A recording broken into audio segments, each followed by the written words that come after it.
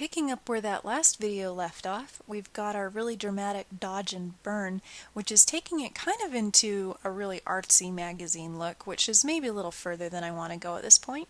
So remember, you can always scale back that effect by lowering the opacity of the layer. Some other things that are fun to do with portraits, especially women's portraits, is adding a makeup layer. You can create a new layer and set it to soft light, and then grab just your soft paintbrush and a color. I'm going to pick kind of a warm, vibrant, purpley red color to see what that looks like. And I'm also going to lower the opacity and flow of my brush to about 50% on each, and then start painting where I want to put makeup. So fellas, often the point of putting makeup on is to make the eye look larger. And if you choose a darker color to put at the far corner of the eye, that helps the eye look lifted and larger. Probably should have hung on to my original color, but I lost it.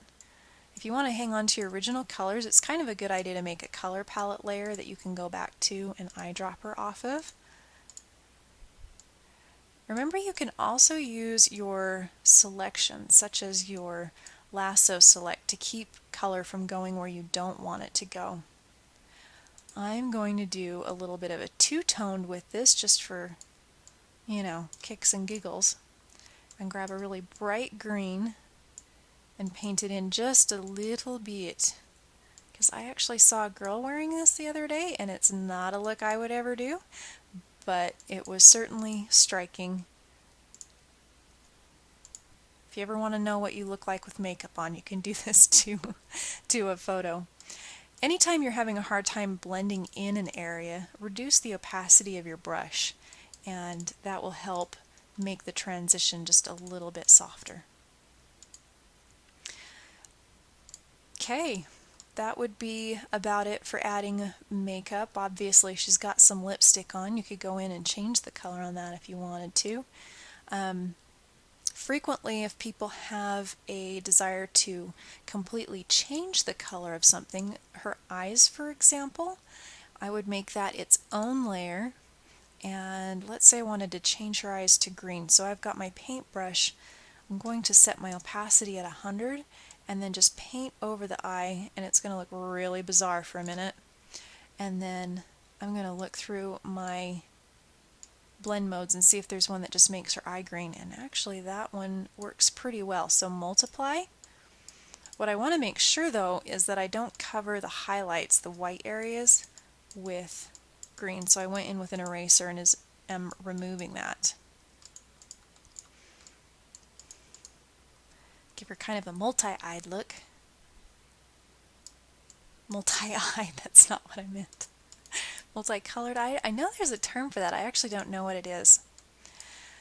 Anytime you're adding color to something, it will make it look so much more real or more interesting if you don't just use one color, but grab that color and then shift the color a little bit. So I started with a green and now I've got kind of a blue-green to just add a little bit more depth and glow to that eye.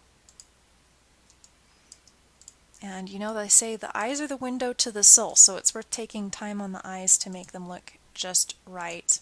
I'm actually going to go back to my dodge and burn layer and grab my dodge tool again and see if I can't pop the highlight in the bottom of those eyes just a tiny little bit more.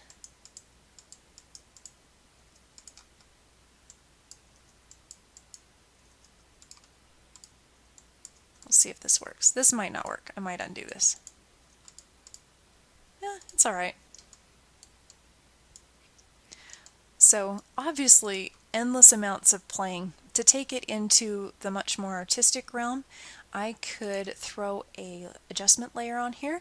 So I'm going to do a black and white one and then just tell it to do the autocorrect. And I'm going to grab black and my large soft brush and turn my opacity down to about 50, and then you'll find you can paint color back in to just areas if you want, or to just barely tint her skin or let some of that bright pink show through. So I've taken you through just about the entire realm of what you can do with a really fun dramatic photo, and then if you were doing this with, normal people, family photos, yeah, I would suggest maybe toning down the effects just a little bit. But this is always something fun to do.